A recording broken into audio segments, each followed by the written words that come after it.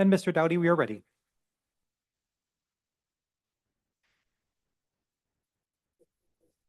Good evening. Welcome to the District 225 Board of Education meeting. Madam Secretary, would you please read the roll?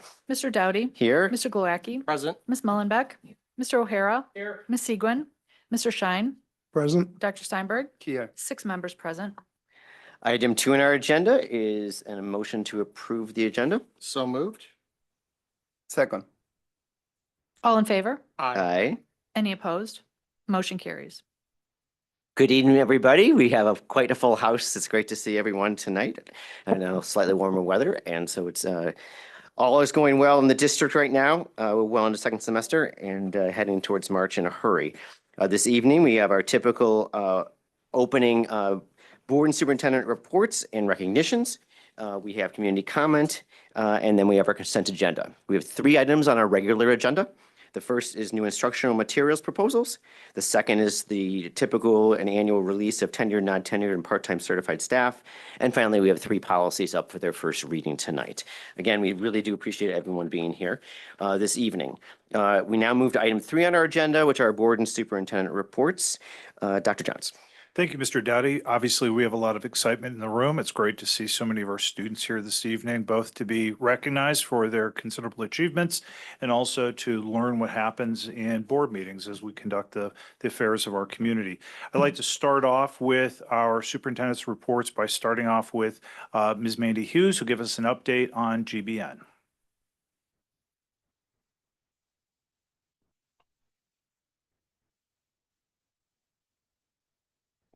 All right, good evening. We're going to start with our recognition of our students who have been participating in the ILMEA All-State. So with the students who are being recognized, come join us up here, and also the music faculty who's here as well.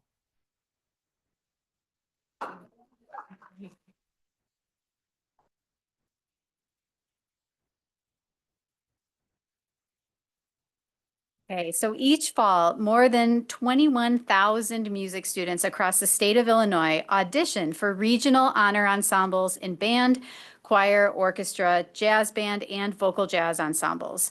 Students are selected to these regional honor ensembles through a highly competitive audition process that includes the creation of an audition video to demonstrate mastery of skills. Our region is called District 7, and it is considered to be one of the most competitive districts throughout the state. The top performing students from each region are then selected for audition and placement in all state ensembles. Selected students collaborate with nationally acclaimed guest conductors and peers from all corners of the state, culminating in performances at the conclusion of the annual Illinois Music Education Conference. So we're going to be recognizing our Glenbrook students by name. So if you want to wait until the very end, we'll applaud at the end. So from Glenbrook North, we also have a plaque to give you. So from Glenbrook North, we'll start with Allison Chung, GBN Honors Orchestra and Violin. We have Allison Andres, GBN Honors Band and Flute. Ian Gao, GBN All-State Orchestra and Horn. David Kang, GBN All-State Chorus, Tenor 1. Sophia Lim.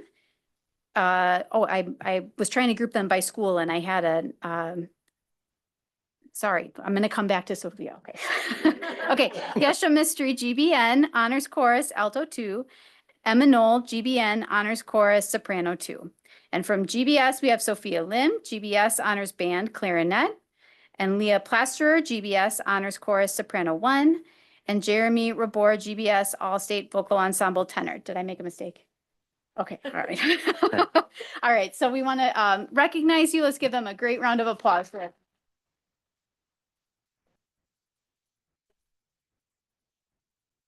And as our directors hand out the plaques for the students, I wanted to also give some thanks to our music faculty who is here today. We have Aaron Kaplan for the Glenbrook Symphony Orchestra, Dan Gregerman for GBS Jazz, Chad Davidson, our GBN IS, and also a choral director, and Cody Halberstadt, the GBS IS and band director. So thank you very much for your.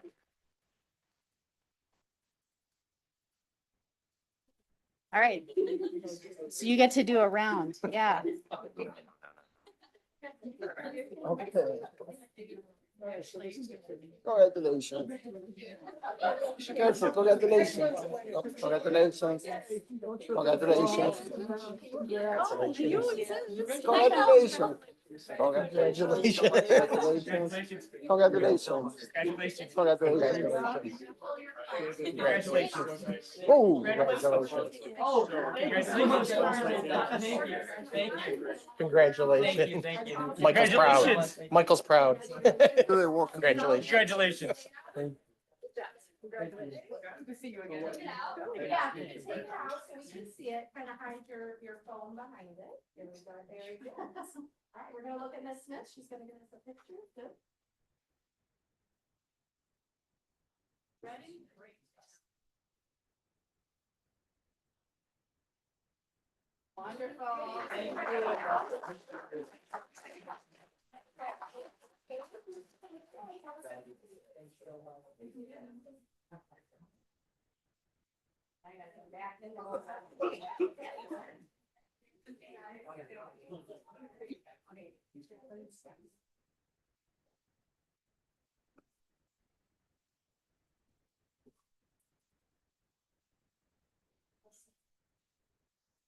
Ms. Hughes, are there more updates from GBN or should, There are, yes, but Okay. we're starting with South today.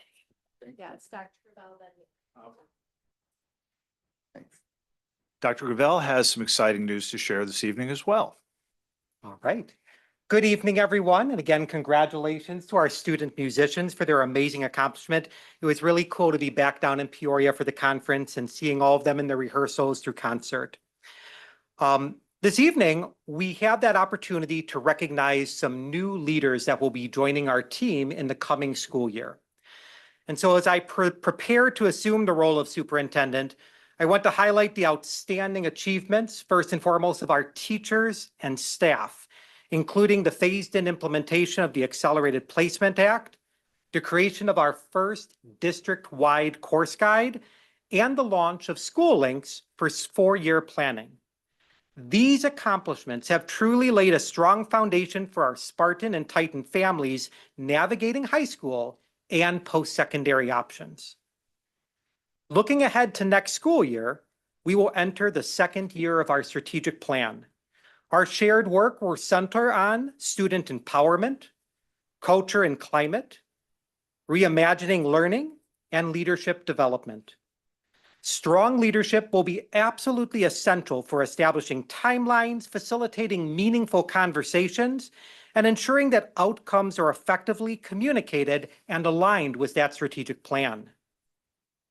To ensure our district is well supported in fulfilling this critical work, I've partnered with Dr. Johns and the Board of Education to review our current administrative structure. Following this review, I'm excited to share several adjustments to our district office structure next year that will allow us to allocate more resources directly to our schools and enhance operational efficiency through a more streamlined administrative structure while maximizing our resources. These changes reflect our commitment to strengthening school-level support while again maintaining that high standard of service across all district operations. With Dr. Idrizi's departure at the end of the school year, I have asked our current directors of student support and teaching and learning to join the superintendent's cabinet next year. Many of you are familiar with these individuals, but just to remind you, Dr. Laura Cummings and Mr. Ryan Breitag have demonstrated exceptional leadership in their respective roles, and their inclusion in the cabinet will further strengthen our district's ability to support students and staff.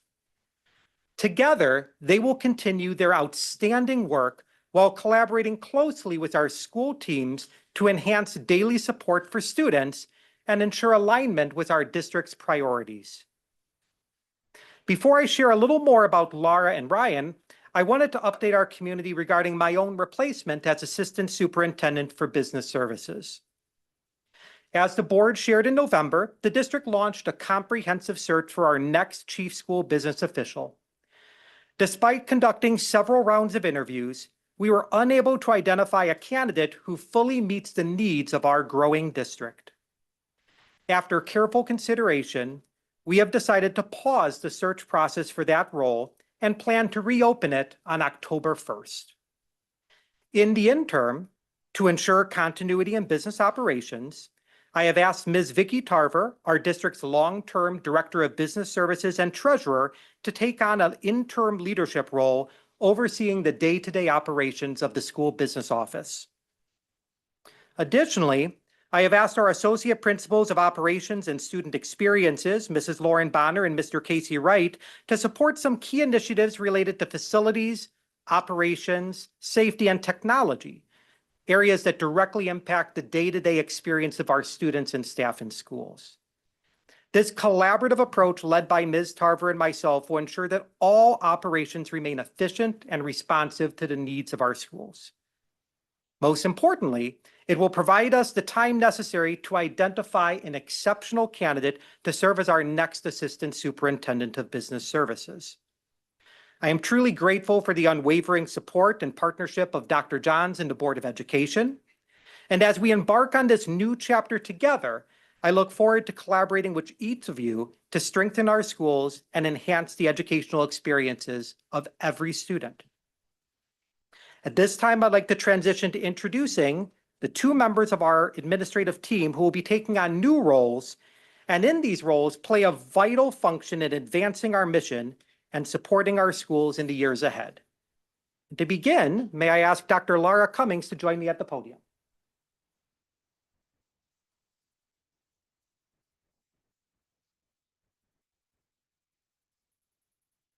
Hello. Throughout her career, Dr. Cummings has exemplified optimistic, resilient leadership, always guided by an unwavering dedication to student success. Her steadfast belief in the potential of others shines through in every interaction with our students, our staff, and our families. While her official appointment is still ahead, Dr. Cummings has already played an instrumental role in shaping the student experience in the Glenbrooks. Her leadership has driven several key initiatives that enhance student services, promote well-being, and strengthen community partnerships. Her contributions to the opening of the Glenbrook Schoolhouse Center and her ongoing collaboration with Advocate Children's Hospital have significantly expanded healthcare services for our students and staff. As a direct result of your work, Laura, the district has made remarkable strides in immunization and physical compliance, reducing the number of students not in compliance this school year to just one student, a testament to her dedication and effectiveness. In addition, Dr. Cummings has strengthened vital community partnerships with Glenbrook Hospital and the North Shore Crisis Response Network, sustaining external support systems for our students and families. Her work in developing and overseeing the District Crisis Manual has ensured a comprehensive and effective response framework, reinforcing our commitment to student safety and well-being. Additionally, her leadership in expanding professional development opportunities for staff, including Prepare, behavioral and digital threat assessment, and mental health first aid training, has empowered staff with critical skills to support our students. From an academic perspective, Dr. Cummings earned a Bachelor of Arts degree in psychology from Bradley University, a Master's and Doctor of Philosophy degree in school psychology from Loyola University, Chicago. And before joining Glenbrook South High School in 2011, she served as a school psychologist, private placement coordinator, special education coordinator, assistant principal in 2 other districts, and as an adjunct faculty member at Loyola University. We are beyond grateful for Dr. Cummings' contributions so far and are excited for her to step into this new role. Your passion, expertise, and deep commitment to student support will undoubtedly continue to make a lasting impact on Glenbrook. Dr. Cummings is joined this evening by her husband, Joel. I want to thank Joe and your entire family for your ongoing support of Laura in her amazing work here at Glenbrook. There you go. And with that, may we take an opportunity and just recognize Dr. Laura Cummings, our new Assistant Superintendent.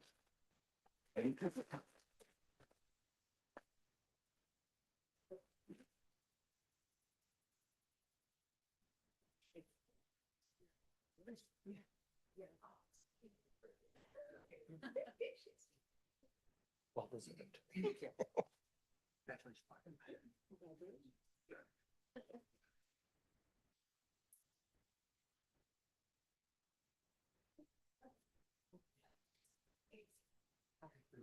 Take the picture. So much. Let's come on. Let's have a picture. Picture. The whole family.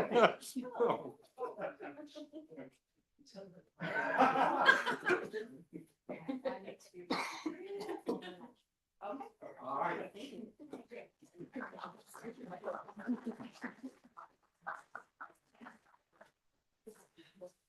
Right. Next up, we have Mr. Ryan Breitag. We are very excited to announce that Mr. Breitag will assume the role of Assistant Superintendent of Teaching and Learning beginning this July. With 25 years of experience in education, including 19 years within District 225, Mr. Breitag is a dedicated and visionary leader committed to fostering student engagement, empowering educators, and driving innovation in teaching and learning. As an award-winning educator, Mr. Breitag is deeply passionate about creating learning environments where students and staff feel valued and supported.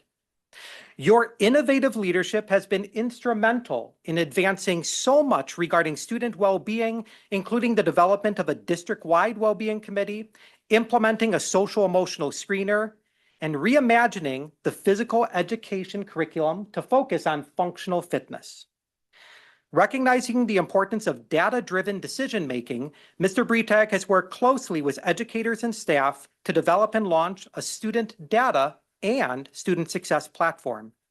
These tools are used by our teachers each and every day to provide invaluable resources to our students and families, helping them navigate the high school experience and plan for post-secondary success. Before joining the Glenbrooks, Mr. Breitag was an English teacher at Hinckley Big Rock High School. In District 225, he has served in various leadership roles, including Coordinator of Instructional Technology, Director of Instructional Technology, Associate Principal for Curriculum and Instruction, and Director of Teaching and Learning. Through each of these roles, you have been a driving force in curriculum development, instructional innovation, technology integration, all to support and enhance student learning. Mr. Breitag holds a bachelor's degree in English and secondary education, a master's in curriculum and instruction and leadership from Aurora University, and is currently in the process, very close to being done, as he earns his doctoral degree in educational psychology and leadership from Northern Illinois University. His doctoral research focuses on the mental health of today's student athletes, underscoring his dedication to student well-being. Guided by a student-centered and teacher-empowered philosophy, Mr. Breitag is excited to build upon his rich traditions at Glenbrook while embracing the opportunities of the future. We are grateful and look forward to your leadership in advancing curriculum design, instructional best practices, and student success in your new role. Mr. Breitag is actually being joined virtually today by two of his children, Finn and Faye, who are both student athletes at home, on the field, or at the we'll just go with on the field, in competition for track and softball. Thank you for them joining us. Thank you to all of Mr. Breitag's family for their ongoing support of Ryan, and we're looking forward to his amazing work in his new role. Welcome, Mr. Breitag is new Assistant Superintendent.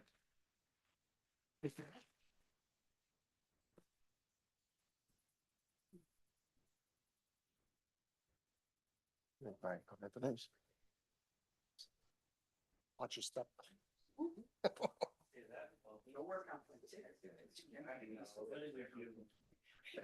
Well, be verified. We're just gonna get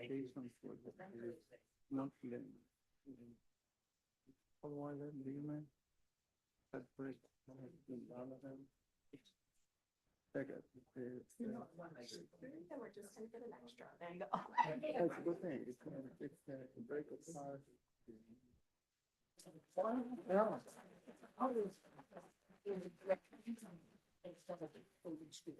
And our final announcement today will come from Dr. Cummings, announcing our new Director of Special Education, who Dr. Cummings will supervise starting next school year.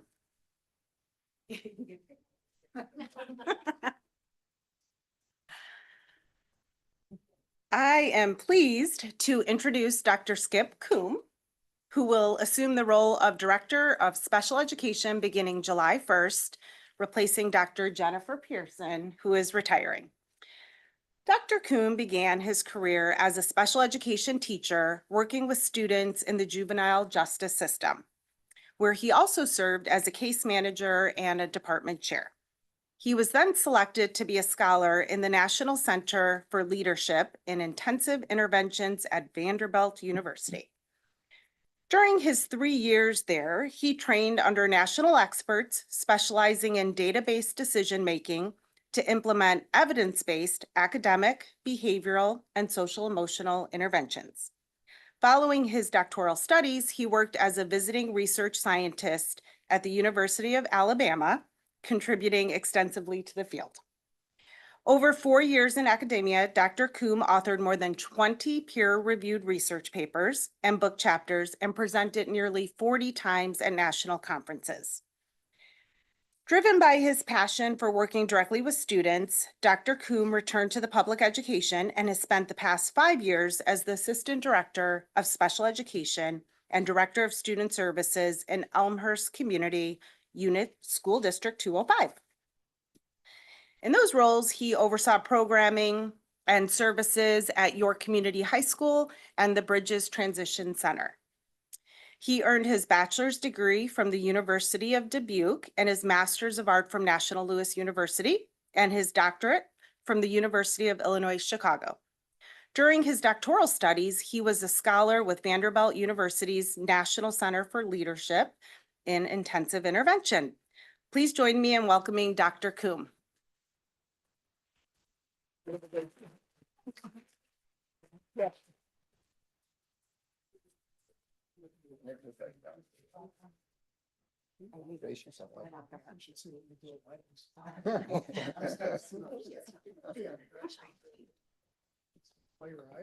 Welcome to the district.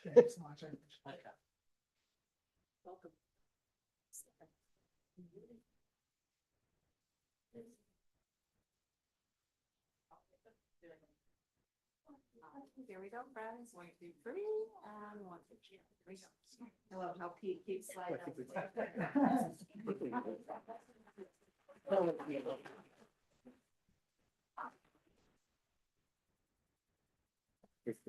Thank you, Dr. Gravel. Now, do we return to Dr. Georges? Yes, good evening, good evening. So I'd like to just share some quick updates of the amazing things going on at Glenbrook South this week. First of all, in athletics, our girls basketball team are regional champs. They beat Lincoln Park and New Trier to win the regional title. And with the victory, GBS will be advancing to the sectional round of play during this upcoming week, which will be taking place at Glenbrook North. Our girls will play Maine South for the 3rd time this season on Tuesday night at 7:30 p.m. So please come out and join them and cheer on the Titans. In the swimming, boys swimming, they qualified 8 boys to the IHSA state meet in all 3 relays and 9 individual races, and including 2 divers. The IHSA state meet is going to be this upcoming Friday and Saturday down in Westmont. So please cheer on our boys as well. We're looking forward to see how they're going to do in the next level of competition. Over in the arts, V-Show. It was our 50th anniversary of the variety show at Glenbrook South, and if you got the chance to watch it, it just brought chills. I'm always so impressed with our students and their creativity and their talents. This year, our students really looked ahead, as they always do, trying to improve the show each year with an infusion of technology and new acts that are a more diverse representation of our student body. But this year they did something significant. There was also a deep reverence and honor of the past of the last 50 years of the variety show. They infused clips of old V-Show acts, and they just did a really good job of blending the past and the future. One of the most wonderful things of this past week of the 50th year celebration is we had an alumni brunch, where former V-Show staff and students returned home to Glenbrook South to enjoy each other's company. In particular, we had former principal Mr. David Smith, who founded the V-Show here at South, and former AP of Student Activities, Mr. Shellard, who was an instrumental player in advancing the quality of the variety show over the years. All of our attendees were able to share fond memories and make connections with old friends while enjoying lunch together. You know, observing this moment, it made it very, very clear. how the variety show has a lifelong impact on our students. It was a beautiful, beautiful moment to witness, and I was so grateful to be invited. Now, even though we just closed the V Show, literally Saturday night, they started strike. We are already on to the musical Chicago. So they're already rolling, and we look forward to seeing our students on stage again very soon. Over in activities, our FCCLA last week, we had 25 of our FCCLA students competed in sectionals at Harper College. They competed in both individual and team events across a variety of the family consumer science categories. And I'm so thrilled and proud to announce that GBS finished with an incredible 9 gold medals and 7 most outstanding awards for earning the highest score in their category. We are incredibly proud of their achievements and can't wait to see what they do next. And then finally, in academics, our art students, I'd like to congratulate 12 of them for our National Art Honor Society students for being selected for this year's national exhibition.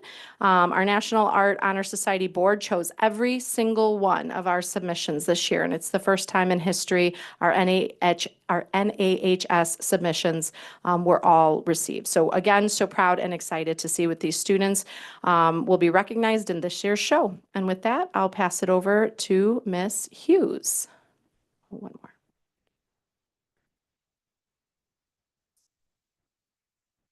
Okay, so we had an exciting week last week. On Monday, which was a day off for President's Day, we had 13 female athletes and 4 coaches attend the Empower Her conference at Deerfield High School, along with students and coaches from GBS, as well as 700 other athletes from the Chicago suburbs. Our students had a chance to interact with our incoming athletic director, Molly Tomlinson, who coordinated the conference with planning team members from across the CSL, and the students had a chance to hear from sports journalist Sarah Spain and other speakers about leadership and lessons learned from their athletic experiences. We also had one of our boy wrestlers, Shane Onyx, and 4 of our girl gymnasts, Juliana Mulsoff, Lexi Glowacki, Shira Rauch, and Anna Bozarth, compete at their state tournaments. We're very proud of their success and hard work throughout the season and at their tournaments.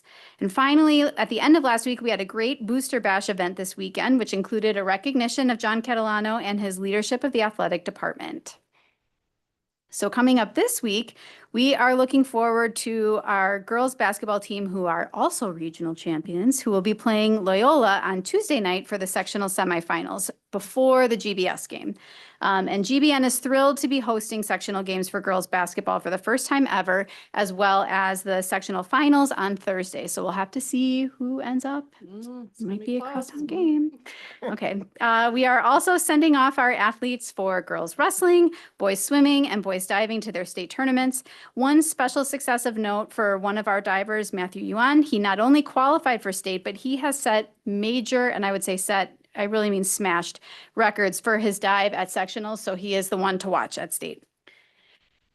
On Wednesday, our boys basketball team will be, I'm going to come back to that one. I'm sorry. I'm all out of order today. This is my second time for that. So I just want to acknowledge, I'll get it right for the next time. Okay. So for activities, we hosted a fantastic incoming freshman athletics and activities night last week that allowed our 8th graders and families to visit with sponsors and coaches, as well as hear from speakers, including our SA board president, Neil Gandhi, about the importance of getting involved.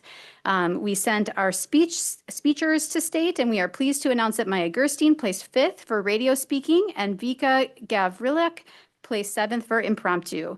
The rest of the week at GBN is filled with fun activities and excitement. We have Turnapalooza Spirit Days and our dance coming up. We have a Nazar North dance workshop taking place, a Morgan Wallen tribute concert, and our boys basketball team will be away at Loyola to play Maine West for regionals on Wednesday, and as well as our winter athletes will be honored at Sports Award Night on Wednesday. So it's a busy, busy, busy time at Glenbrook North. Well, thank you, principals, and thank you, Dr. Gravel, for bringing so much happy news to the district. At times we get used to this, but it really shows how much excellence is revealed on a weekly basis by our students, led by our staff, and we're always grateful for everyone's support of our students and our staff as they go through all the many things that they're able to participate in our district. And of course, we're also very excited about our new administrator and the promotions as well. Looking forward to the work that they'll be achieving for our district. That is it for tonight. Thank you. Mr. That's Dowd. all. Okay. That was amazing. Really, really outstanding to see all the tremendous work at every level of our district. And as Dr. Johns noted, we can sometimes almost take it as a given, but we should never do. We never, ever get complacent. We are very, very fortunate, and we appreciate the many ways our opportunities are brought to us, and to watch our students excel and our faculty to lead them and others in the district is always exhilarating and reminds us why we have such great community support and we interact with the community with such great appreciation. Board members, anything you want to add this evening?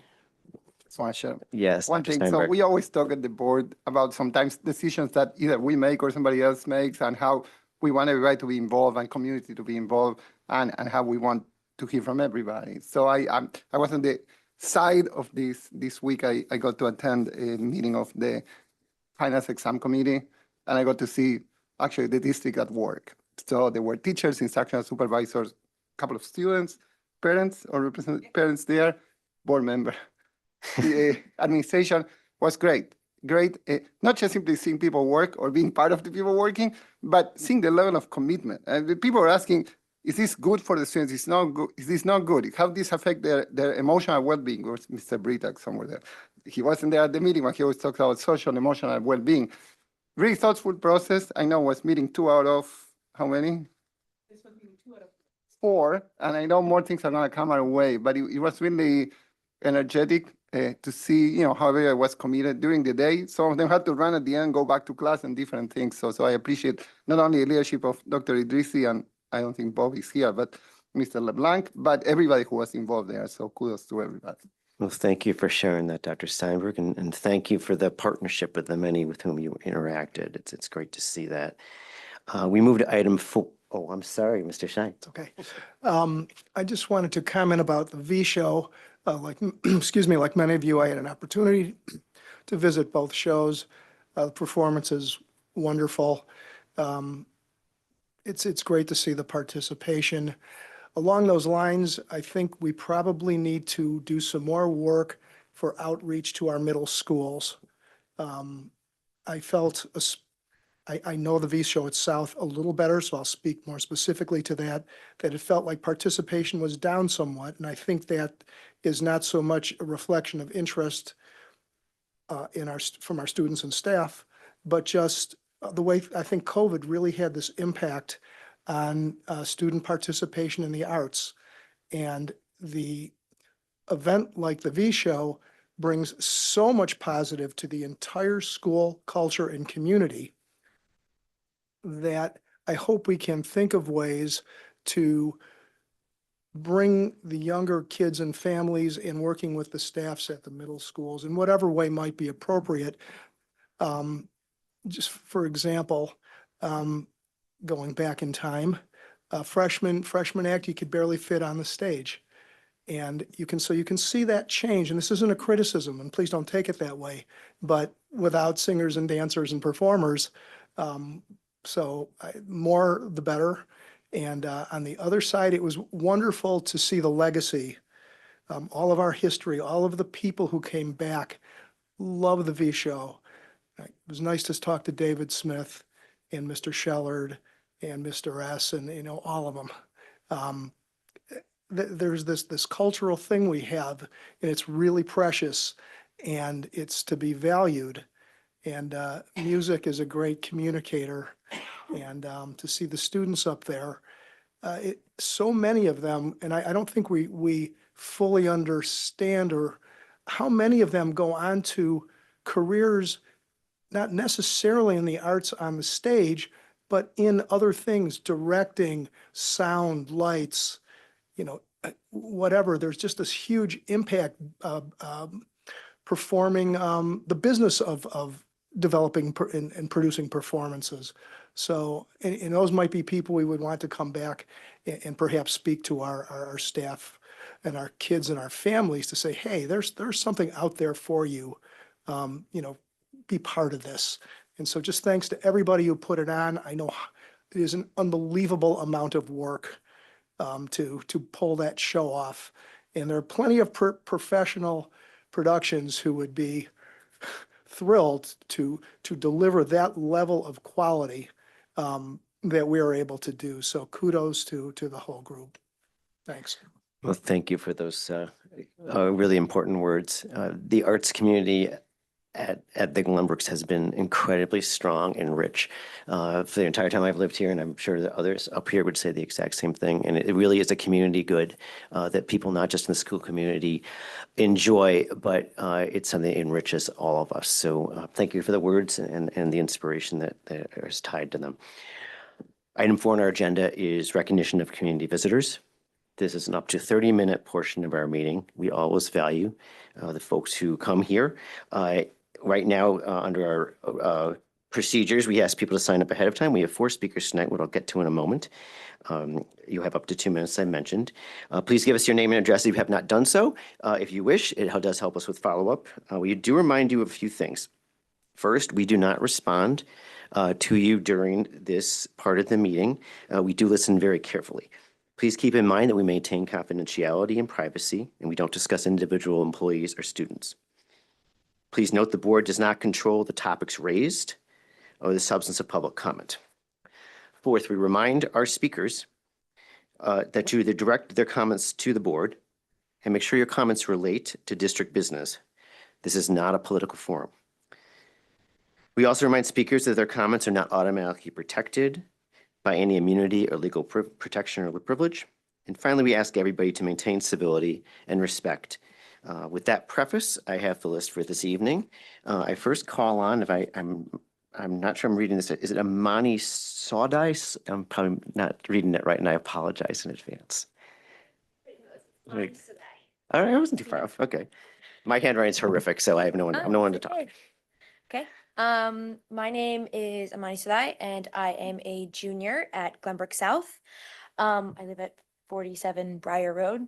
Okay, let's do that. Okay, so I'll just start. As some of you may know, the Islamic holy month of Ramadan starts this weekend and will last through the end of March.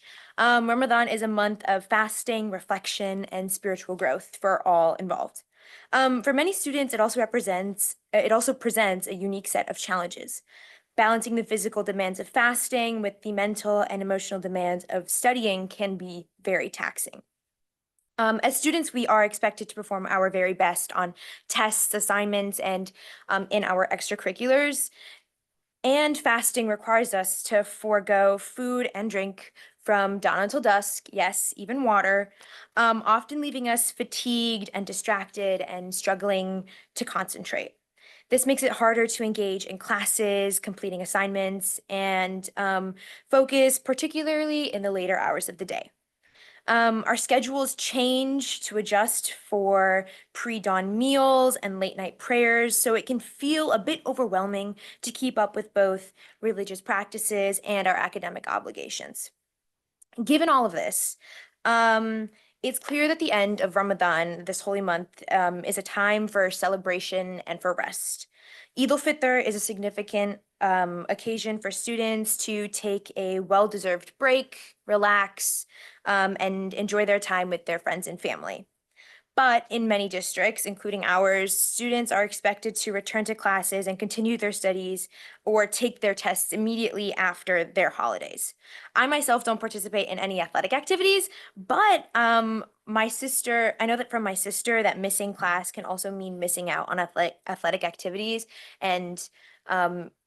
By allowing the day off on Eid, we would acknowledge the sacrifices they've made throughout Ramadan, and it would give them the chance to fully embrace the joy and spiritual fulfillment of Eid without the stress of academic obligations. In summary, I'm asking for the district to give us the day off for Eid. It would not only benefit me and my peers who celebrate, but the rest of the student body by helping us educate each other through sharing our experiences. Thank you. Thank you very much.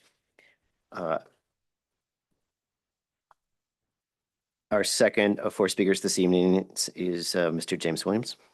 Mr. Williams.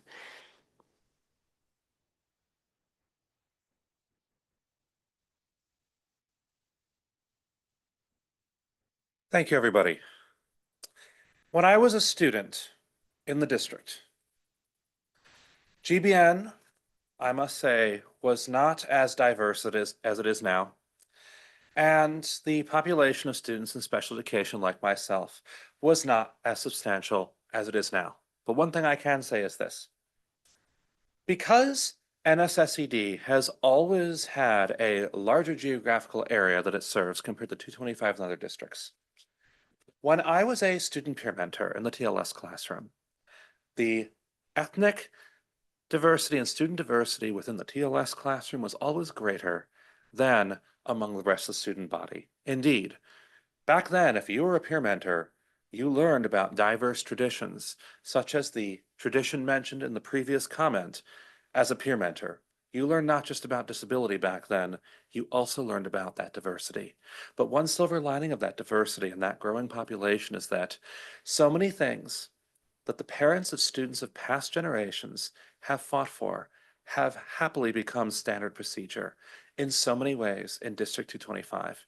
It is my hope that as this district becomes more diverse, that many things that parents and students have to fight for will become codified and into standard procedures and policies at District 225. Because the truth is, we're becoming a more diverse world, and all of us in any public school district need to acknowledge this. Thank you very much. Thank you, Mr. Williams. Our third speaker tonight is Mr. Julian Chang. Mr. Chang. I'm Julian Chang from Glenview. Good evening, District 225 administrators, board, and community members. I'm following up my last public address as the board gave me steps to help with identifying areas of improvement for belonging. Yet you remained silent for 10 days and did not address the racist and body-shaming social media post on February 6th, directed toward a diverse group of GBS girls of Mexican, Indian, Korean, Taiwanese, and European American heritage. These posts contained references to diverse, to body odor, a jungle animal, and a picture of an ICE police car. For at least one of the victims, neither parents were contacted. Then within the last 24 hours, a friend of mine, the mother of an African-American female GBN student, posted a video to Facebook where other GBN students repeatedly called her daughter the N-word. I understand the situation was addressed with the children and the families involved, and an email publicly emailed out at 6:20 p.m. today denouncing the situation. Thank you, Mrs. Hughes. We are still waiting 18 days later to hear the public denouncing of the GBS incident. We prefer not to repost the racist social media posts, so please address this immediately. Thank you. As leaders, we set the tone from the top. Silence speaks volumes. This isn't just about a single post. It's about a broader culture of hate, harassment, and retaliation that has seeped into our schools and is affecting our students' lives in profound ways. We have a responsibility as educators and community leaders to use these moments like this as both a learning and restorative opportunities for the victims and the offenders. Our schools should be safe places where respect, empathy, and collaboration of differences are the norm. If we fail to address these issues head on, our children are left to absorb a message that hate can go unchallenged. We must condemn this behavior publicly and take concrete actions to correct it. When we overlook these incidents, we inadvertently allow harassment and bullying to perpetuate, compromising the safe and nurturing environment every student deserves. I urge you to uplift and encourage every child, regardless of their background. Let us not sweep these issues under the rug. Instead, let us be leaders who are willing to stand up against hate and take real steps to restore trust and safety in our community. Those who are associated with or enablers of hate, harassment, discrimination, and retaliation should be asked to step down. Thank you for your attention. I hope we can move forward together, resolutely, transparently, and with the courage our students need to be exemplary. Thank you. Thank you, Mr. Chang. Our final speaker this evening is Ms. Lisa Kane. Ms. Kane. Hello, my name is Lisa Kane. I am a counselor, a teacher, and a parent of a District 34 and a District 225 student. I'm also a candidate for District 225 School Board in the April 1st election. Tonight, the board will decide on which company to award its next bus contract to and whether to approve next year's school fees. Looking at the numbers, it's easy to see that First Student is the best option because it's the most affordable. My concern is that next year it will cost $1,000 for one child to ride the bus and $500 for each sibling on the bus. This is not an insignificant amount of money. When my oldest son moved from Atia Middle School to GBS, I was shocked when I saw the then $990 bus fee. In District 34, I didn't and I still don't pay anything for the bus, and this fee, along with the other fees, was jarring to say the least. Certainly, our resources as a district are finite, and to subsidize one program, you need to take from something else. But the resources of families are also finite. To budget $1,000 for the bus, it means families need to take from something else. I wonder if the district would be open to reviewing its budget and seeing if there's a way to offset some of the bus fee. Since so many students ride the bus, subsidizing even a portion of the bus fee would positively impact many families. If this is not possible, then I would love to hear some information about why that is. Perhaps a quick explanation can be listed in PowerSchool when you see the bus fee, so at least you can understand the rationale behind such a big number. While it wouldn't reduce the cost of the bus, it would at least improve transparency and communication. In addition, I strongly recommend that the district shares its fee structures with middle school student families starting in grade 6, so that families can begin budgeting ahead of time and can avoid sticker price shock. I know the fee structures are on the website, but as a current parent of a middle school student as well, there's no way I'm looking at the high school website to see what their upcoming fees are going to be, and this would be helpful information when planning and budgeting. Thank you. Thank you, Ms. King. That concludes our public speakers tonight. We appreciate, again, you always bringing these ideas to us. And if we don't address things we hear, we will often take them up at different parts of different meetings. So we do appreciate the sharing that went on this evening. Item 5 on our agenda is our consent agenda. Dr. Johns, do we have any adjustments? Nope, it's as written from last week. Okay, I will entertain a motion. So moved. Second. Any discussion or questions on the consent agenda? Hearing none? Mr. Glowacki, Yes. Ms. Mullenbeck, Yes. Mr. O'Hara, Yes. Mr. Schein, Excuse me, yes. Dr. Steinberg, Yes. Mr. Doughty. Yes. 6 members voting yes. We now move to item 6 on our agenda, which is our discussion action portion of the evening. As I mentioned at the outset of the meeting, we have 3 items tonight. We begin item 6.1. It regards our new instructional materials proposals. Dr. Johns. Thank you all. Thank you. I'll ask Mr. Ryan Bretag to give us an update on our request this year.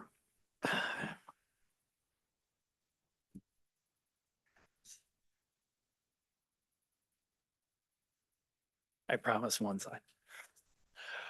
All right, this is our annual, thank you. This is our annual process of bringing forward to the board our instructional materials. This year, you'll notice that there are 62 requests. That is slightly higher than normal. The reason why is we put forward some of the procedures that we have improved in this process. So there was additional clarification that we wanted to bring forward in some of those. In particular, the 3 grouping of novels that you may have seen that are literature circles. What that means in short is that instead of there being 1 novel that all students are reading, there will be 4 to 5 novels in a class, and students will work in a group on those particular novels. So again, it's still teacher-led, but these novels were added. This is part of our new procedure to bring forward some clarity. Outside of that, this evening I am joined online by a number of ISs that have their materials being submitted, and both are associate principals. Again, as we look at a breakdown, this is pretty common to see about 26 new textbooks, especially given the amount of new courses we have coming forward. And the common 32 new novels spread across roughly 5 different departments. So with that, I'm going to pause and take any questions that myself or the ISs could answer for you. Thank you, Mr. Bretag. Dr. Johns, anything you want to add at this point?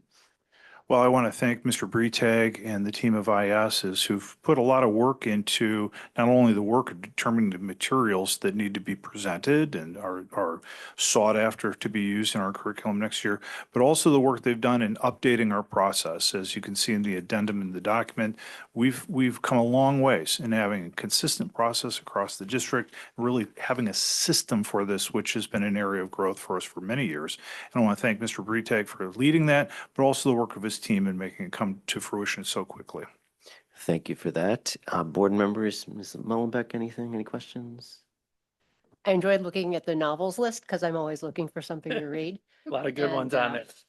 There are many on there that I have read and I've enjoyed, so, but there's some new ones too, so I'll check those out. Excellent. Thank you. Dan, Mr. O'Hara? anything? Yeah, just real quick, like for the textbooks on the like the European history textbooks and those are physical books now or, Correct. Correct. There's a mix inside there, but we have seen a return to having a print version. We've seen costs kind of balance out, especially early on. We saw the wave of digital textbooks being significantly cheaper. Now there's a balance where we can really be in a hybrid where there can be a print and a digital version in many of the courses. okay, if we move more and more to, or if we have physical books, is there a need to have lockers or something? I mean, that was kind of an advantage to having the non-physical books, is you could carry just a laptop and be fine. But as you get more and more books, it could get heavier. Our continued conversations with students would lead us to believe that lockers are not anywhere in the future for them. They have found beautiful ways to master their book bags, a blue and a gold day or a green and a gold day bag, and different structures that they are pretty amazing at adapting to the no locker structure. I do not envision a moment where that will return. Okay, and I guess fundamentally it's different than when I went to school because you had every class every day and now you don't. That's true. Correct, Okay, correct. thank you. Yep. Thank you. Dr. Steinberg, any questions or comments? Just one question. I was going to at least again. I know that this has been mentioned in the past, we look at books, but do we have classes where teachers, instead of picking up a textbook, like I know in English it's easy because you have different novels and you read different materials, but do you have classes where instead of following a textbook, we have a syllabus and there are different set of, short book text, articles, web things that make all together, especially in classes that are more hands-on? How does that work? Yeah, I think that's what we've really done with our new procedure is we used to simply say, is this a textbook or a novel? Now we really break down the question to our course teams. Is this a teacher created, teacher curated, a textbook? So what you're referencing is that teacher created or teacher curated. We do have that. That's now part of our process. So you'll actually see inside here, one is from our debate class. That's a great example of what you're referencing, that the teacher has pulled together different resources, curated those, and has made it essentially their course textbook.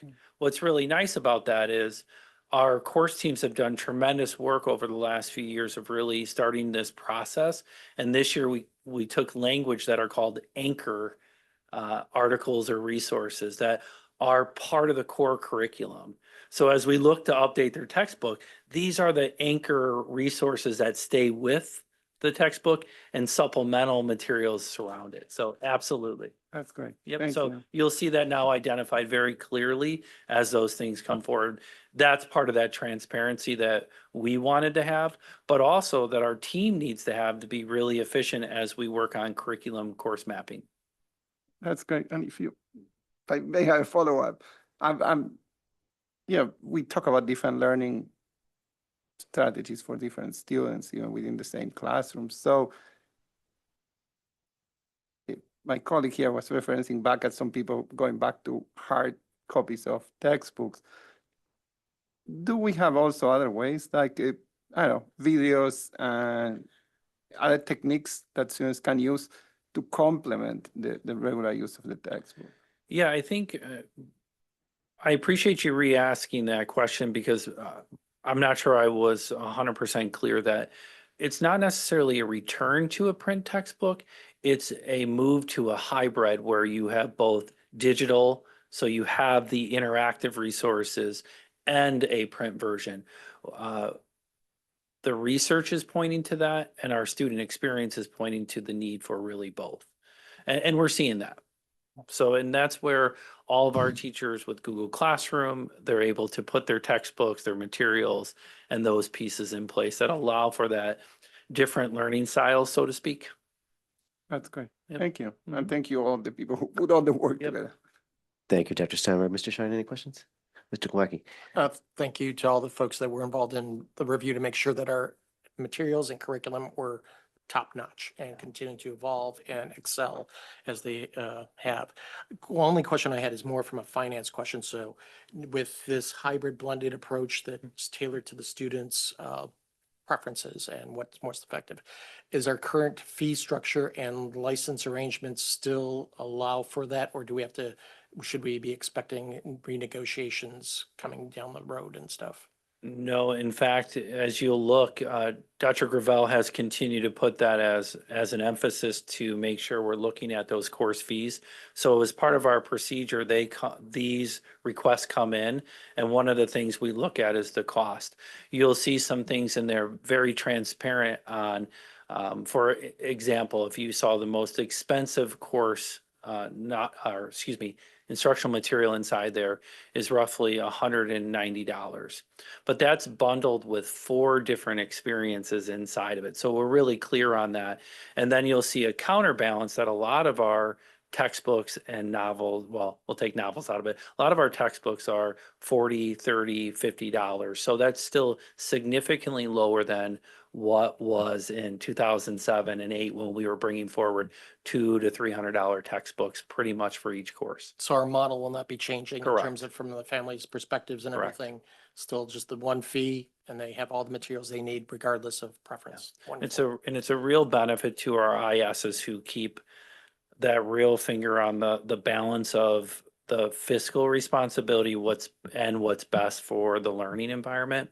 They do a nice job of balancing that. I have had a rare instance where I've had to go back and say, what's really happening here? Thank you. Mm-hmm. So I echo what you just heard from around the table.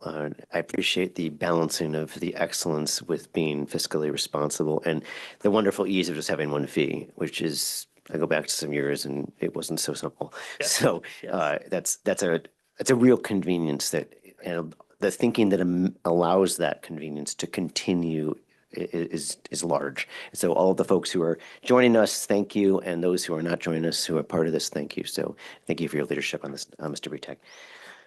Dr. Johns, anything else on this?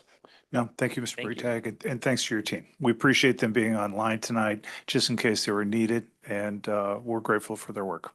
Thank you. Item 6.2 on our agenda are the annual procedures for release of tenured, non-tenured, and part-time certified staff. Dr. Johns. Thank you, Mr. Dowdy. This, as stated in the title, is part of our annual process that's part of a bigger picture of where we determine what we call sectioning and staffing for our district. So earlier in the school year, the students coming into our schools, or the students we currently have, indicated what courses they wanted to take.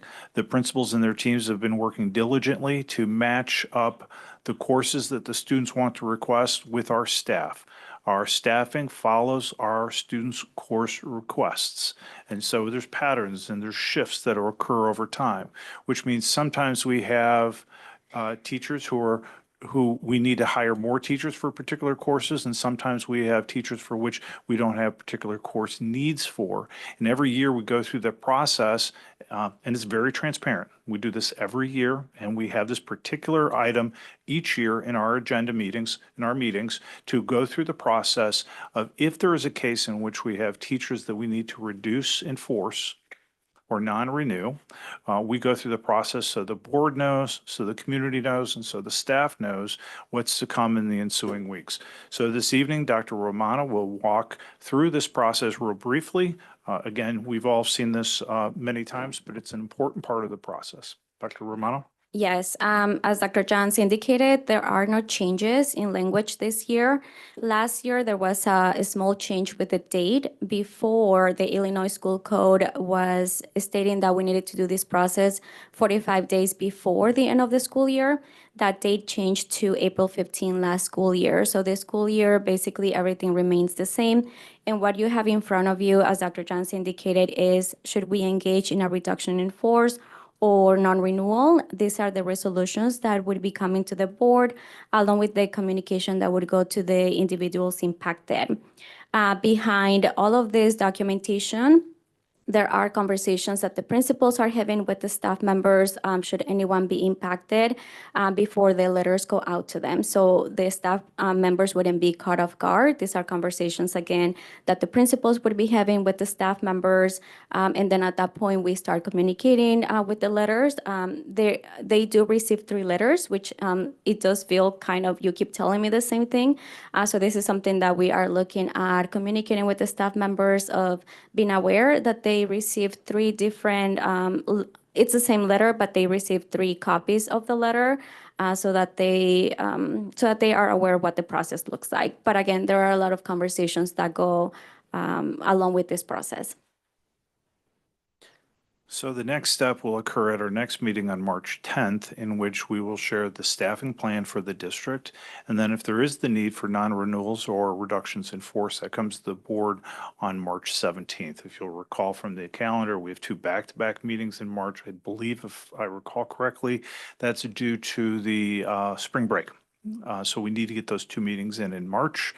Obviously, this is a difficult process, both in terms of the math that the principals and their teams have to go through, but then, there's real people that this impacts, and having those conversations that Dr. Romano talked about, so we can give our staff advance warning to the greatest extent possible, so they can make the important personal decisions that they have to make, is something we try to do, because we know it doesn't feel good. And it's difficult. And while it's a great time to be a teacher because there's so many openings, no one wants to leave the Glenbrooks, and it's sad to have to be in this situation.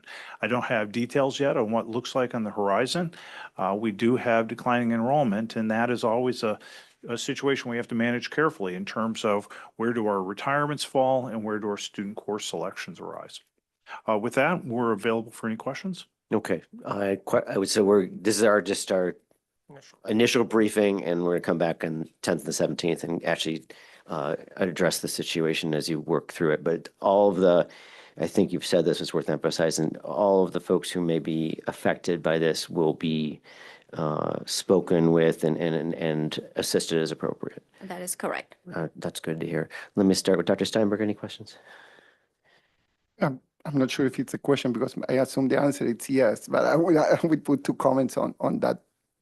It's a rhetorical question. Number one is, it's important that we are fiscally responsible. And at the same time, it's important that we plan for the future. So there's the dynamic that you are saying that maybe a student population is decreasing in some schools. There's also a dynamic of teacher shortages, or at least that we read about teachers shortages.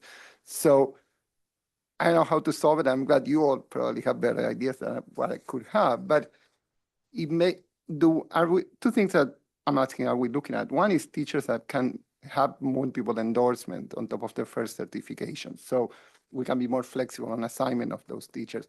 And number two is, a few years ago, we have a set of parents that came to ask we had a large wave of retirements at the math level. I think it was in GBN. So as we do those things, although we may get potential short savings at the moment, are we looking at retirement pipelines and making sure that if we have a good candidate, we can cover that candidate somehow, so we are not on the wrong side a year down the road or 2 years down the road when we are scrambling to find a good candidate to replace an experienced teacher.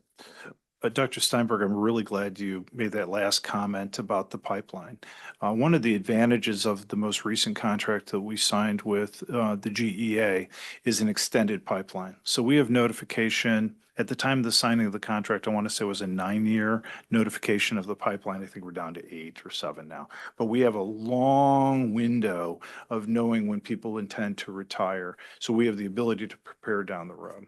Also, I want to thank our HR department because they're very aggressive at our recruiting efforts. And I also wanted to point out with great satisfaction, our principals are very aware of these. And you're right, someone who's multiply certified is a unicorn, and you'll see them at recruiting fairs. We have one coming up in a couple of weeks. These are the people we jump on right away and try to get into our pipeline, and we've been very successful. We do have a great reputation as a district, both in terms of our performance, but also our community supportive education. So we're generally a destination district for a lot of candidates, but with that longer pipeline, we're able to take the recruiting efforts, match it up with our impending retirements, and try to plan out in advance, like you said. And that really is the work that went into our last contract that Dr. Gravel was instrumental in signing, to make sure we had that early intelligence 4 years, 5 years earlier than we used to. One question, and do we still have, I remember during the pandemic, we had implemented can't remember, a set of substitutes that would be on call. I was still running that program. So we're, I forgot what we're down to because we did reduce our full-time substitutes. So we have 4 full-time substitutes in the district. So they're always on call. They work every day, unlike a sub who gets called in for needs. And we haven't had the sub needs that we've experienced in the past, just to confirm. Dr. Romano, am I reasonably accurate? That's correct. We set up a different process where we are assigning them to be available for when we have teacher absences. That new system is serving the district, the buildings really well because they are assigned to working with teachers. Before, perhaps we didn't have that process and they were sent to different spots. But now we have a better process where they are designated to fill in those teacher roles. Thank you. Thank you. Mr. Shine? I don't have, excuse me, I don't have something on this topic, but if you'd indulge me when everyone's done, I missed something on the fees in it. I didn't catch it. So The if you fees. wouldn't mind on the memo. Oh, we will up to consent. Yeah, on if I consent. just have a brief comment question. Okay, well, So we'll when we get, get we'll through with we'll get this to is it at what the I'm end of the saying. agenda. We'll start Thank that. Okay, sure. Ms. Millenbeck, any questions or comments? I guess one comment, and this goes back to something that Mr. Shine said when, at the beginning of the meeting, we were talking about V-Show. I think when we're thinking about our staffing needs and our teacher needs, I understand that a big component of that, of course, must be what the students want to do in terms of pursuing classes. But if there is, for example, a less of an interest in fine arts that would drive a reduction in force, say, in the fine arts department. I think we also need to be cognizant of this maybe not be something that is entirely driven by consumer choice, but rather what we think maybe we're trying to achieve. If we're trying to make our fine arts department more robust, and we know that we're going to be making efforts to grow that again. You know, I've seen like you say, the freshman act isn't what it used to be. I don't know that, I guess I would just caution and say that, we don't want to have, by catering to what is desired, like just have a whole lot of computer science classes and just a couple art classes, just because that's what the kids are signing up for. I recognize that we have to be responsive to that, but I do think that there are also goals that we should have in terms of a well-rounded education being available to our kids, whether they know it or not. They might want that a little bit later down the line. So just something to think about, that's something that should be considered, as well as what the preferences are when it comes to making sure that we have available the staff that's necessary to make those opportunities available. Absolutely. I think that's a really interesting economics question. We have seen for a couple of years under enrollment in the fine arts, and we've subsidized the fine arts for several years. And the directors of both schools have worked incredibly hard with our feeder districts to try to generate enrollment. At the same time, as you all know, that the national message is get into STEM and do more STEM and then do even more STEM. And our students have followed suit. And those who didn't go STEM went business.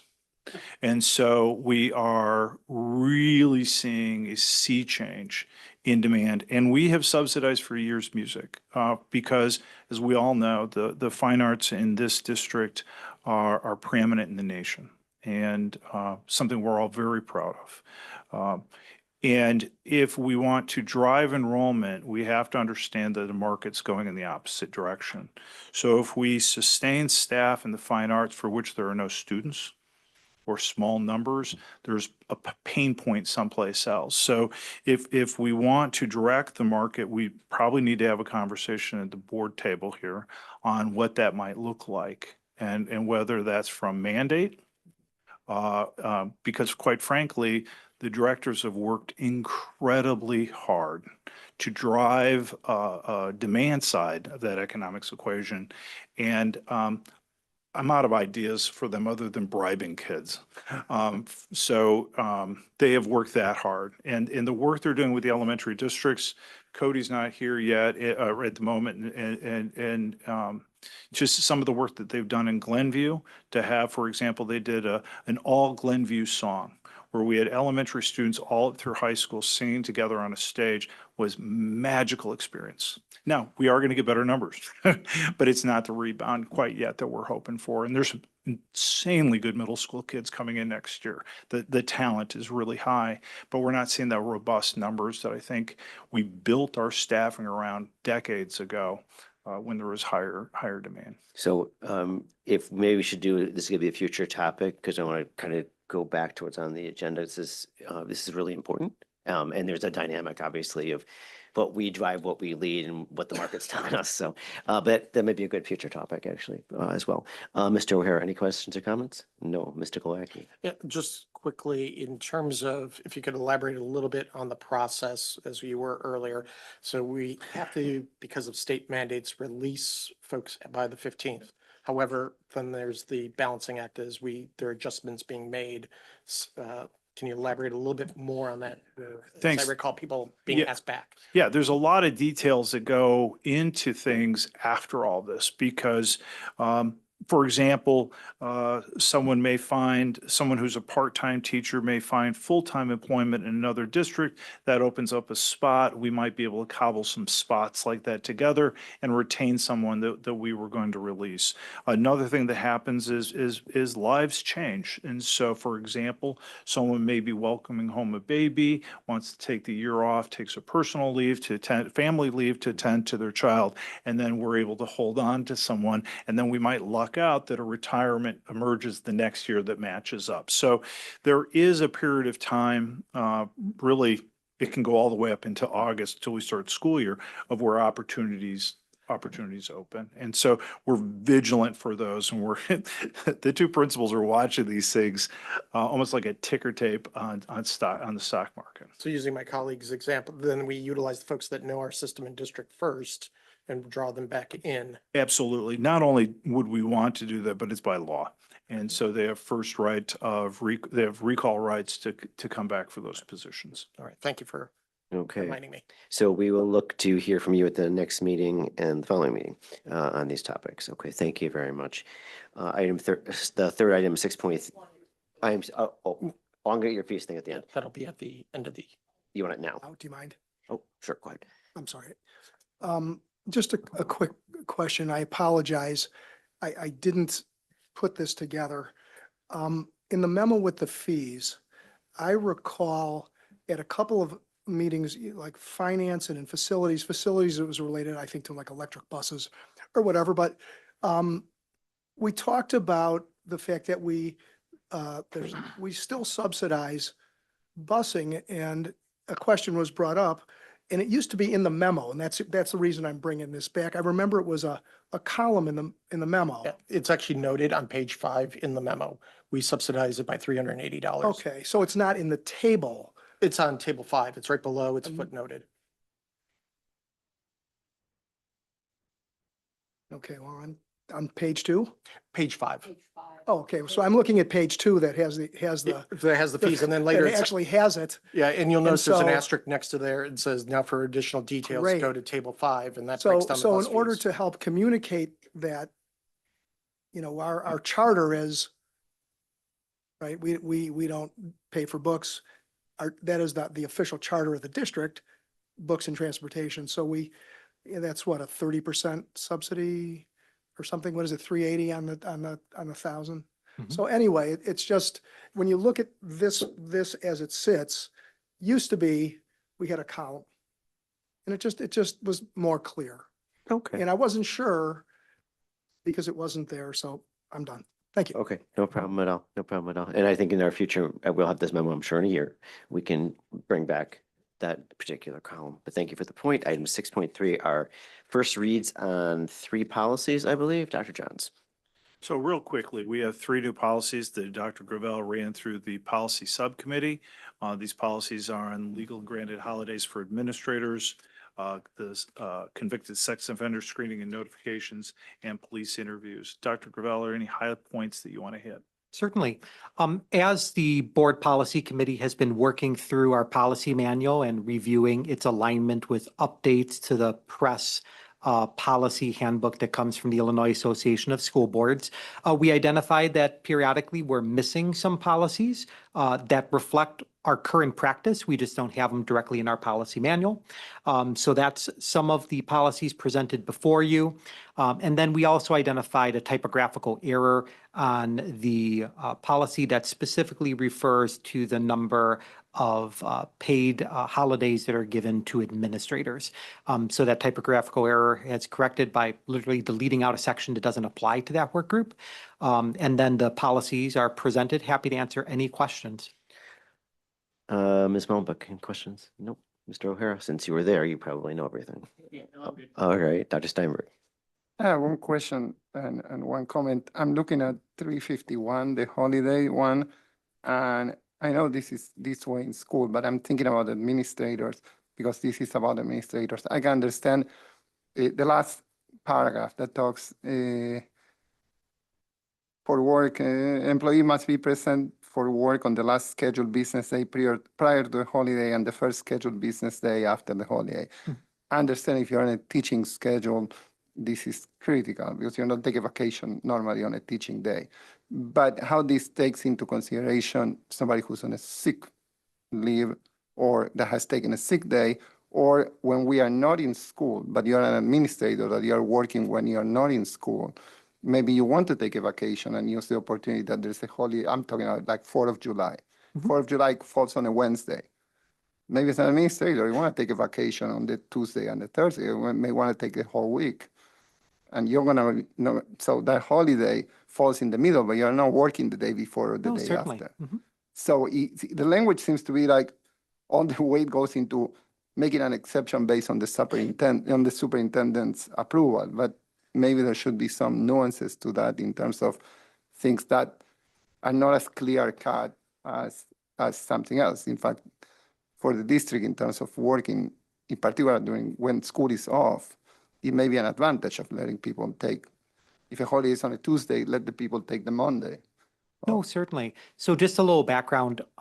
Most of our benefit policies are in essence copies for each work group. They're just separate policies so that they are specific to individual work groups.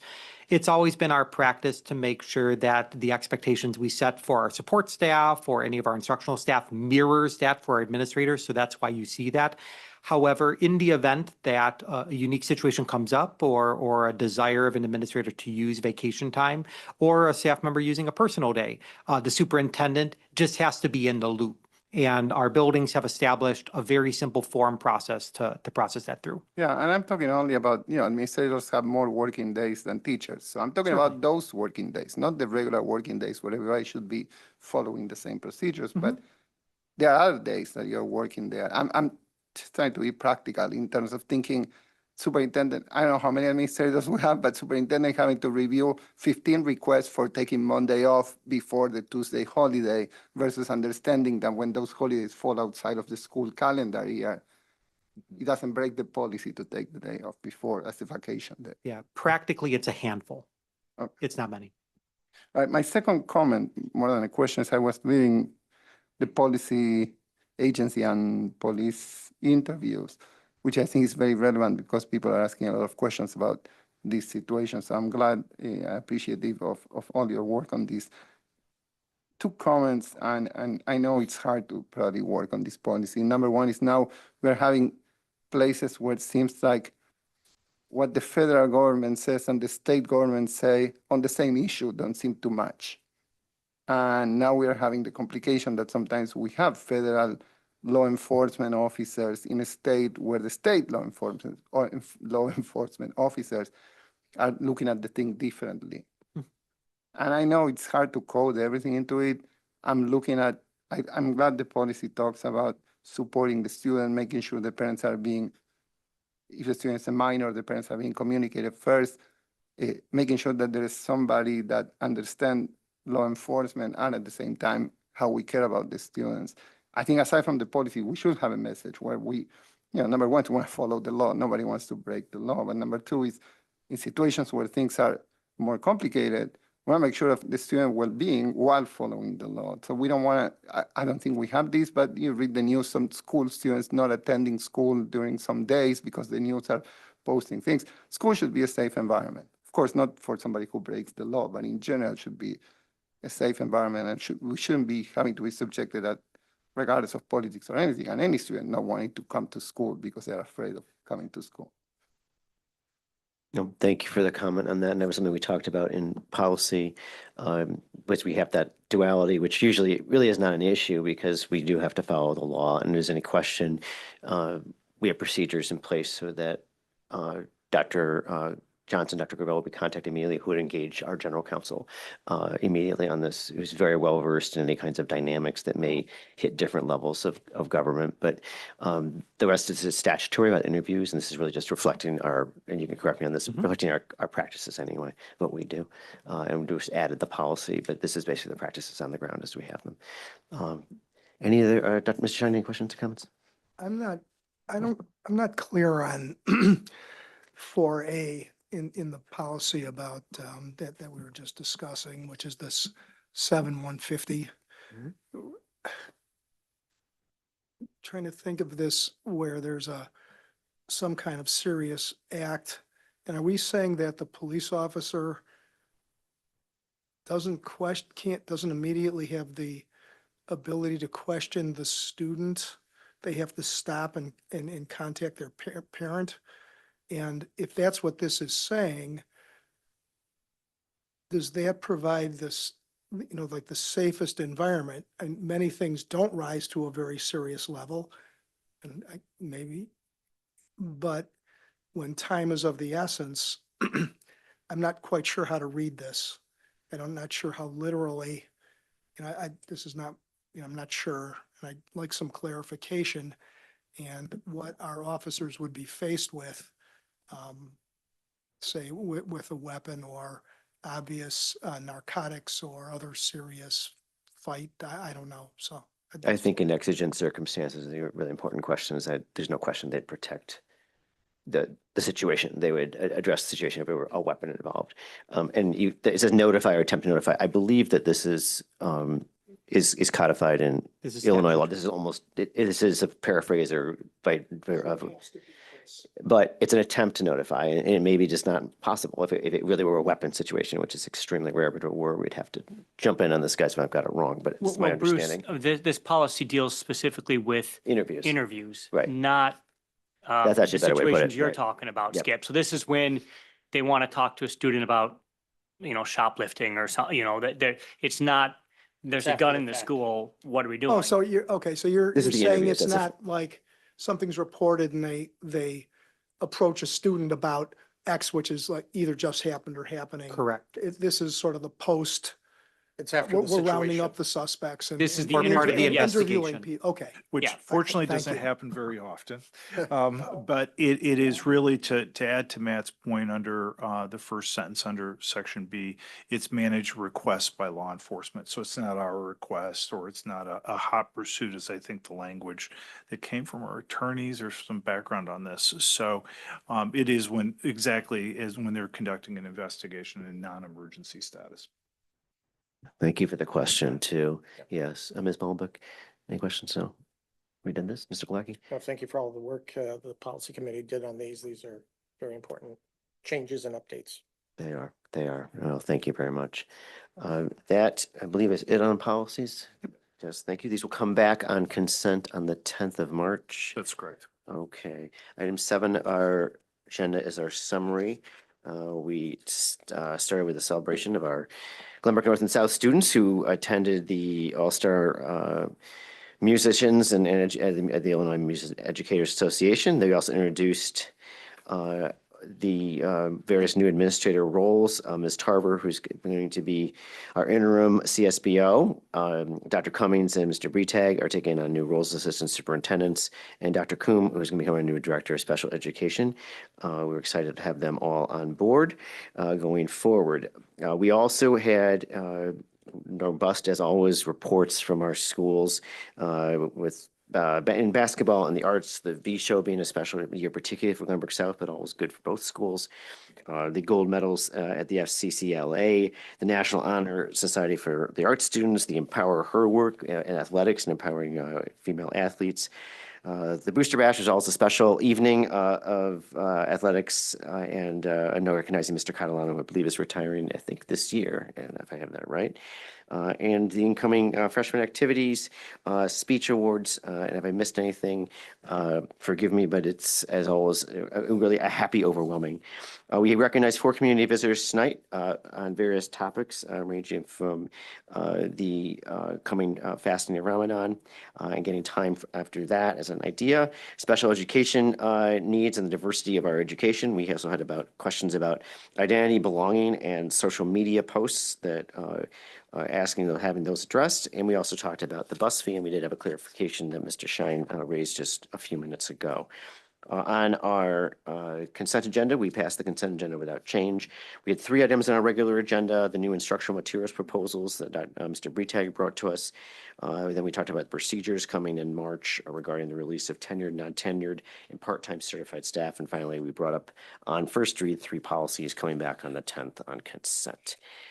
Item 8, possible topics for future board meetings. We heard a possible discussion of working with the community in certain areas like the arts. If there have any other ideas, please do Can I make raise a them. comment?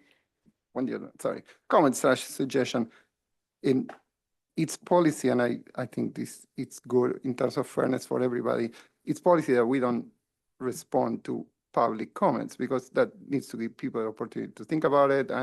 But in my view, there are different types of public comments, and some of them I know we address individually during the weeks in between meetings because they are very personal. But sometimes we learn from public comments on things that hit a note because one parent may say something or one community member say something that has to do with many other parents that may have the same thing. And when I'm not advocating for responding during the meeting, I think that's another source for future topics, like the way Skip talked about the fees. When we were talking earlier, I think Skip, you mentioned it. You said at some point the district decided, or the community decided, that we are a district that doesn't pay for books and doesn't pay for transportation. Since I've been on the district, this has been this way, although it never occurred to me to ask why or whatever. And I'm not proposing to open a kind of warrants or anything like that, but it would be healthy every once in a blue moon, once every 2 years or 3 years, to refresh to everybody why these decisions were made, to review these decisions, to understand the logic of it, not just from the financial point of view, but it could be confusing as a parent. It happened to me as well, that for high school, for middle school, I didn't have to pay for buses. And then when I switched to here, I had to pay for buses. I never asked for it, but I think it's, again, as we report to the community overall, not just as one individual, just to bring back into the agenda, maybe every other year, every 3 The years. philosophical underpinnings. There you go. Yeah. I got it. No, I think that makes a lot of sense. Thank you. Thank you for raising that. Any other topics, please let me or Dr. Johns know. Item 9 is closed session. We do have closed session this evening to consider the appointment, employment, compensation, discipline, performance, or dismissal of specific employees of the public body or legal counsel for the public body, including hearing testimony and a complaint lodged against an employee of the public body or against legal counsel for the public body to determine its validity. Collective negotiating matters between the public body and its employees or their representatives, or deliberations concerning salary schedules for one or more classes of employees. Student disciplinary cases and litigation when an action affecting, or on behalf of a particular public body has been filed and is pending before a court or administrative tribunal, or when the public body finds that an action is probable or imminent, in which case the basis for the finding shall be recorded and entered into the meetings of the closed meeting pursuant to sections 2C, 1, 2, 8, and 11 of the Open Meetings Act. So moved. All in favor? Aye. Any opposed? Motion carries. Okay, we will take 5 minutes, folks. 5 minutes. Thank you for joining us. See you.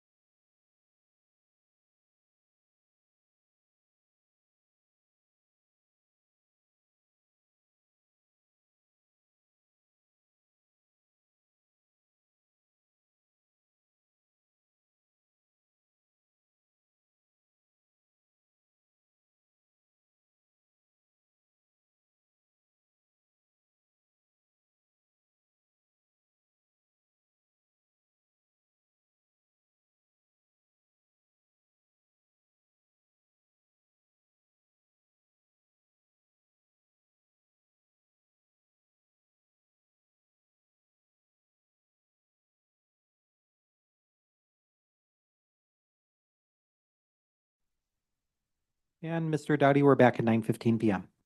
Item 10 on our agenda is adjournment. I'll entertain a motion. So moved. Second. All in favor? Aye. Any Aye. opposed? Motion carries. Thank you, everyone. Good night.